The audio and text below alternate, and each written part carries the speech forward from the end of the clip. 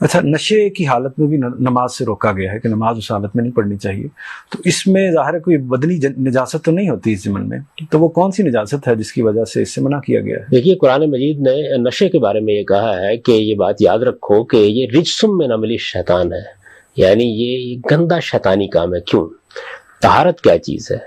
آپ کے بدن میں اگر کوئی غلاظت لگی ہوئی ہے تو جس طرح آپ کی طبیعت پر اس کا اثر پڑنا چاہیے، بالکل اسی طرح کا اثر نشے سے پڑتا ہے۔ نشہ آپ کی عقل کو ختم کر دیتا ہے۔ یعنی یہاں تو صورتحال یہ ہے کہ اگر فرض کیجئے کہ بدن کے کسی حصے کے اوپر کوئی غلاظت لگی ہوئی ہے یا آپ نے وضو نہیں کیا تو وہ نشاط آپ کو حاصل نہیں جو خدا کی بارگاہ میں جانے کے لیے ہونا چاہیے، اس میں کچھ کمی آ جائے گی۔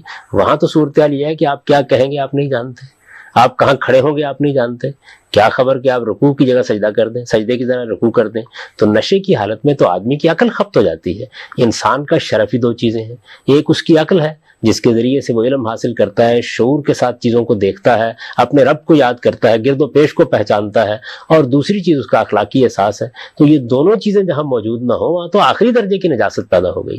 نجاست صرف کوئی بدنی چیز نہیں ہے، نجاست ذہنی بھی ہوتی ہے، نفسیاتی بھی ہوتی ہے، اخلاقی بھی ہوتی ہے۔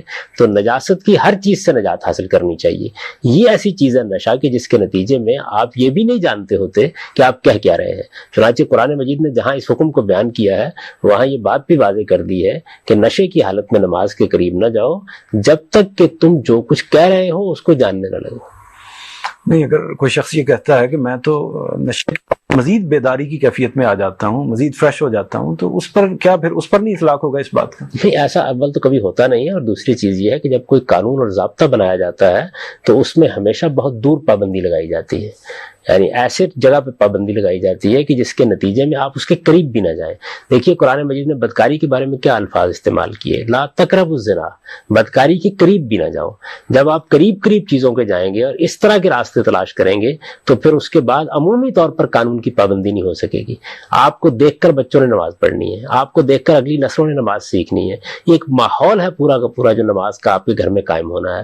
تو قرآن مجید نے اسی وجہ سے یہ بات واضح کر دی کہ جب تمہاری کیفیت یہ ہو کہ تم یہ محسوس کر رہے ہو کہ کسی چیز کو نہ جانتے ہو، نہ دیکھتے ہو، نہ سمجھتے ہو، پھر تمہیں نماز کے لیے بھی کھڑے نہیں ہونا چاہیے۔ تو نشہ ایک چیز ہے، نشہ تو جب ہوگا تبھی نشہ ہوگا۔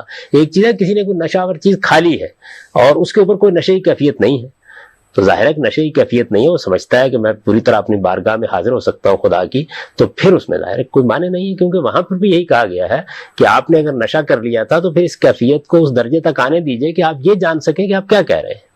اس سے کسی جگہ یہ غلط فہمی نہ ہو جائے، نشہ کرنے کے لیے تو اجازت ہی ہے، وہ اپنی جگہ ایک نجاست ہے، ہر حال میں اس سے بچنے کی کوشش کرنی چاہیے۔